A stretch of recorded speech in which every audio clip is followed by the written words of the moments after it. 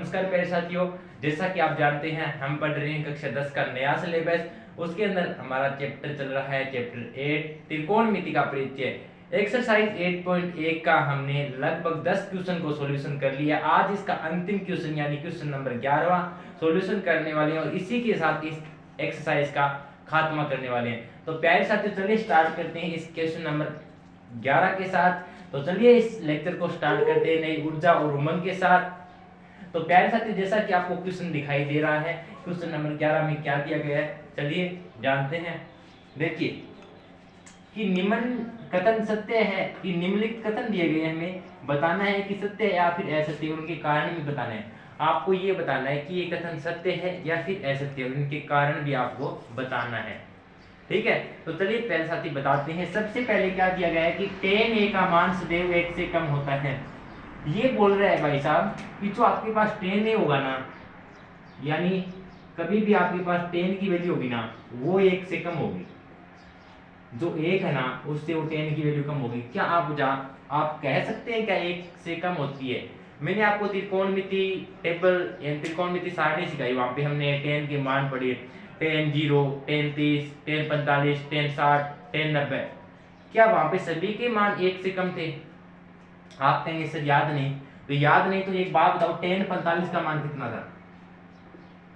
आप कहेंगे sir tan 45 का मान तो 1 था, लेकिन ये बोल रहा है कि 1 से कम होता है। प्यारे साथी पहली ही कंडीशन में पता चल गया कि tan 45 का मान 1 है। मैं कहूं tan 60 का मान, tan का 60 का मान, आप कहेंगे सर √3 होता है। tan 60 का मान कितना होता है? √3। √3 का मान 1.732। क्या ये 1 से बड़ा नहीं है?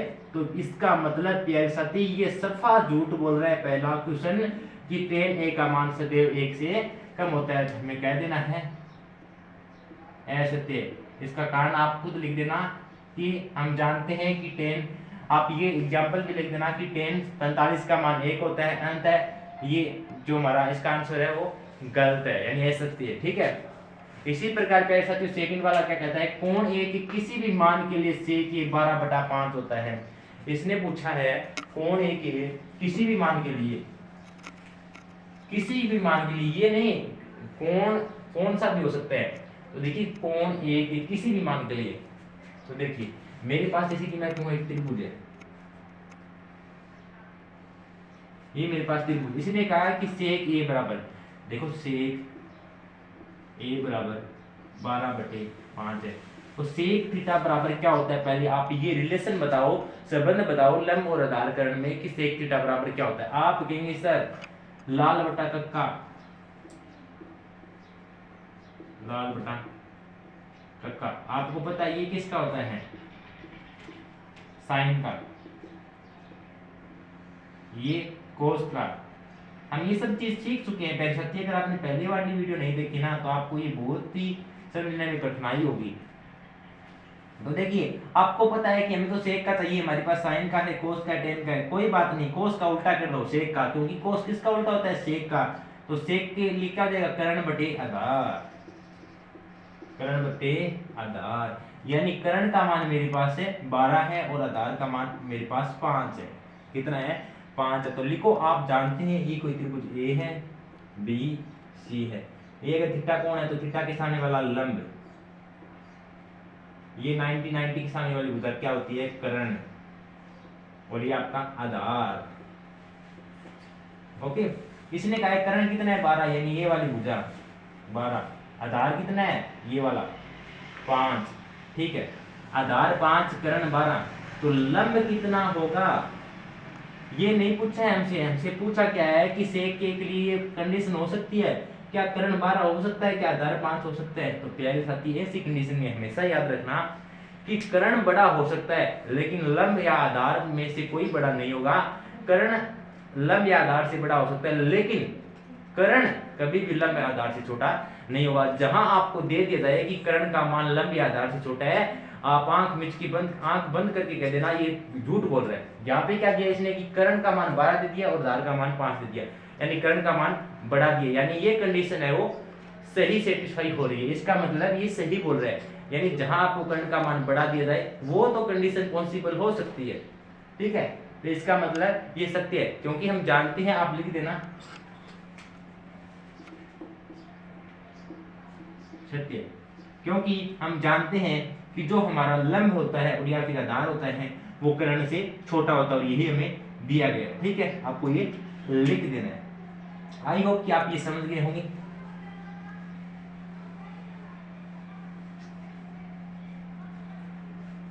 अब देखिए 3 नंबर वाला पार्ट, ये कहता है कोस ए को कोण ए की कोसेकेंट के लिए प्रयुक्त किया जाता है। प्यारे साथी, ये आपसे 1 नंबर में क्वेश्चन यहाँ पे पूछ लिया गया है, लेकिन ऐसा क्वेश्चन नहीं पूछा जाएगा। फिर भी अगर थोड़ा बहुत ज्ञान होना चाहिए कि कोस ए किसके लिए प्रयुक्त होता है। क्या कोस ए कोसेक, ये पूछ रहा है कि जो कोस बना है वो किससे बना है। पहले से आपको बता देना चाहता हूँ कि अगर आपने सोचा होगा कभी कि जैसे ये त्रिकोणमिति आई है, तो जहां से आपको साइन टेन, ठीक है, ये साइन टेन इनकी मान है, हमेशा से ही साइन टेन नाम नहीं था इनका, पहले और भी नाम थे, ठीक है, बड़े बड़े नाम थे, फिर नए नए साइंटिस्ट इन्होंने छोटे छोटे नाम दिए। इसलिए कह रहा है कि क्या कोसेकेंट कोस से बना है क्या, यानी कोसेकेंट से क्या कोस बना है, ये पूछ रहा है। तो ऐसा नहीं है, कोसेकेंट से क्या बना है, कोसेक बना है। ये अगर पूछ लिया जाए कोसेक किससे बना है तो कोसेकेंट से, लेकिन कोस किससे बना है, कोसाइन से बना है, कोसाइन से बना है प्यारे साथियों। लेकिन ये कह रहा है कोस ए कोण ए के कोसेकेंट के लिए प्रयुक्त होता है, तो इसका मतलब ये भी झूठ बोल रहा है। हम जानते हैं कोसेकेंट के लिए तो कोसेक बना होता है, ठीक है। तो प्यारे साथी, वैसे आपसे पूछा नहीं जाएगा, फिर भी आपको थोड़ा बहुत इसके बारे में नॉलेज होना चाहिए। आपको बुक में प्रारंभ में दिए हुए होते हैं कि कौन किससे बना हुआ है, कौन किससे बना हुआ है, ठीक है। कोस एक किससे बनाता है, कोसाइन से। किससे बनाता है, कोसाइन से।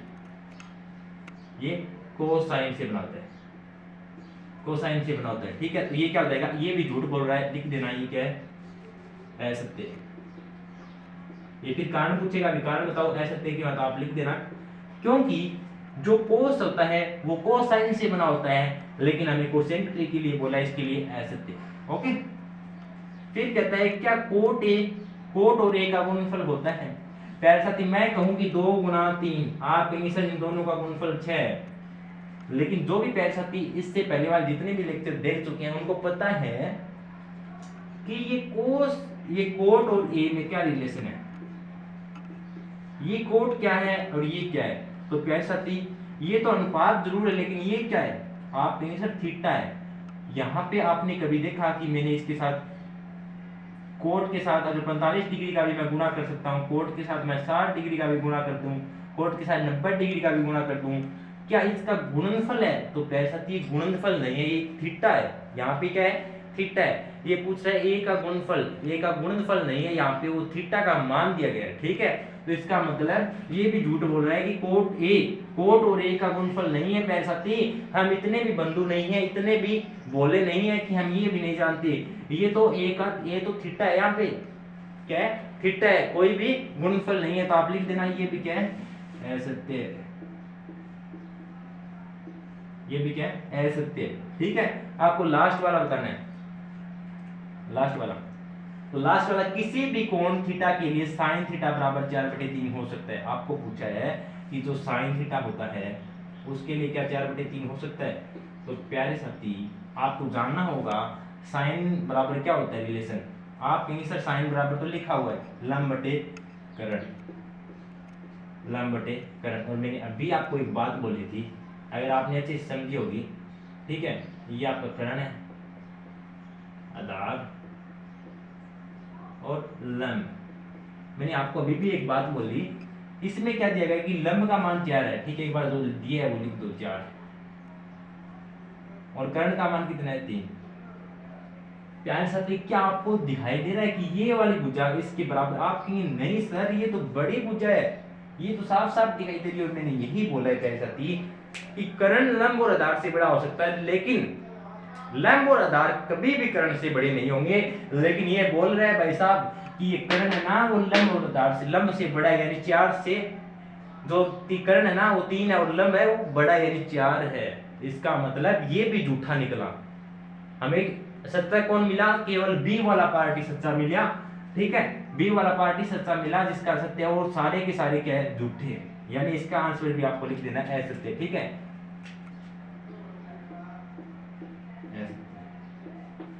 ठीक है, इस प्रकार ये हमारा लास्ट क्वेश्चन था। आई होप कि आपको पूरा समझ में आया होगा।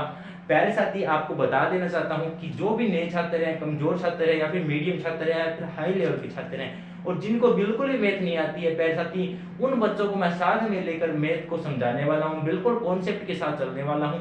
अगर प्यारे साथी आपका भी मैथ कमजोर है तो वो भी मैं मैथ को आपको सिर्फ मजबूती प्रदान करूंगा और आप कुछ ही दिनों के अंदर आप महसूस करोगे कि अपने आप को बहुत आगे चले लेकर जाओगे। ठीक है प्यारे साथी, अगर आप भी ऐसे कॉन्सेप्ट के साथ अच्छे मजे मजे के अंदर मैथ को सीखना चाहते हैं और इंटरेस्टेड शॉर्ट ट्रिक के माध्यम से सीखना चाहते हैं तो आज ही हमारे YouTube चैनल को ज्वाइन करें, मैथ के आवाज को जो पास में बेल आइकन उसे प्रेस करें और ताकि आने वाली सभी वीडियो का नोटिफिकेशन आपको मिले। और प्यारे साथियों, अगर आपको वास्तव में अगर रियल में अगर ये वीडियो अच्छी लगी और कुछ यहाँ से सीखने को मिला हो तो लाइक जरूर करके जाना और कमेंट करके बताना कि वीडियो का कॉन्सेप्ट कैसा लगा।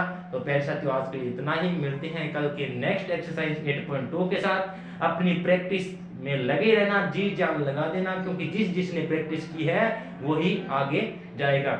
ये तो पता नहीं जीत मिलेगी या नहीं, ये तो मुकद्दर की बात है, पर हम कोशिश भी ना करें ये गलत बात है। तो चलिए प्यारे साथियों, आज के लिए इतना ही। जय हिंद, जय भारत।